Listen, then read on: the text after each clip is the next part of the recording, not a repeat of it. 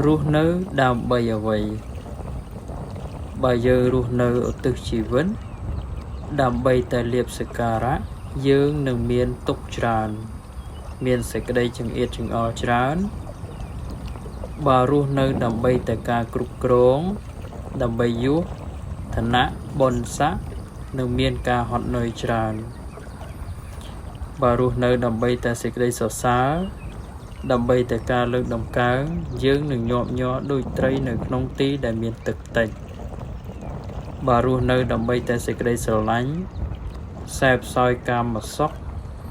រីករាយក្នុងបញ្ញកម្មគុណយើងនឹងជួបប្រទះការឈឺចាប់គំនរទុក្ខធំ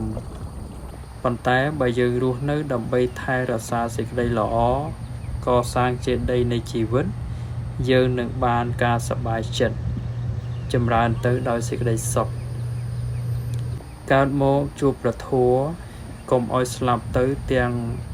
កើតទុក្ខសោករឿងអ្វីព្រោះសេចក្តីសុខមានច្រើនណាស់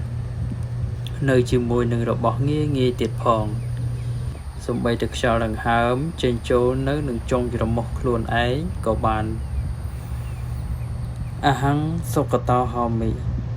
សូមឲ្យខ្ញុំមានសេចក្តីសុខត្រូវស្គាល់ខ្លួនឯងដែលនឹងគប្បីថែរក្សាឲ្យច្បាស់គឺចិត្តនឹងឯងត្រូវមានសិលជានិច្ចមានមេត្តាឲ្យអភ័យនិងត្រូវអប់រំបញ្ញាឲ្យដឹងច្បាស់ថាអ្វីជាធម្មតាធម៌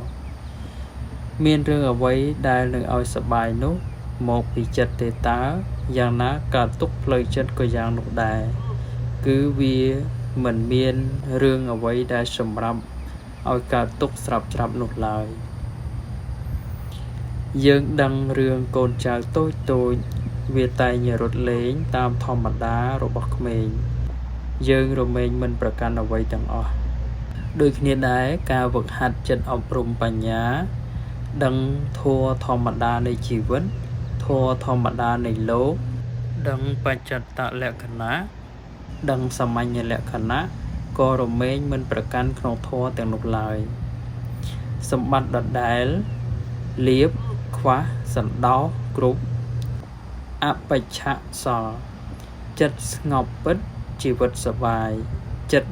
ខ្វល់ខ្វាយរូបកាយក៏ឈឺកញ្ចក់សម្រាប់ឆ្លុះមើលមុខសម្អាតមុខចំណែកព្រះធម៌សម្រាប់ឆ្លុះមើលចិត្តសម្អាតចិត្តរៀបចំការប្រព្រឹត្តកាយវាចាចិត្តឲ្យបានស្អាតយល់សពល្អហើយបានយូរប៉ុណ្ណាក៏ដោយក៏គង់តែភ្ញាក់ឡើងយ៉ាងណាមិញសេចក្តីស្រឡាញ់ចំពោះអ្វីក្រៃលែងណាស់យ៉ាងណាក៏ដោយចុងក្រោយក៏ត្រូវតែប្រត់ចាកនៅអ្វីនោះដូច្នោះឯងដើម្បីកុំឲ្យខាតពេលព្រោះសេចក្តីស្រឡាញ់គឺស្រឡាញ់សេចក្តីល្អនឹកឃើញដល់ការស្រឡាញ់សេចក្តីល្អក៏នឹកឃើញដល់បុគ្គលសំខាន់ដូចជាព្រះសម្មាសម្ពុទ្ធព្រះបច្ចេកពុទ្ធព្រះអគ្គសាវក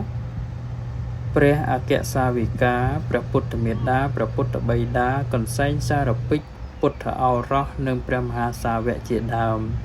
ទាំងនេះគឺជាលទ្ធផលនៃការស្រឡាញ់សេចក្តីល្អជាបុគ្គលប្រសើរលើលោកគួរជ្រះថ្លាគួរបូជានៅនឹងម៉ែឪឲ្យចេះដឹងគុណ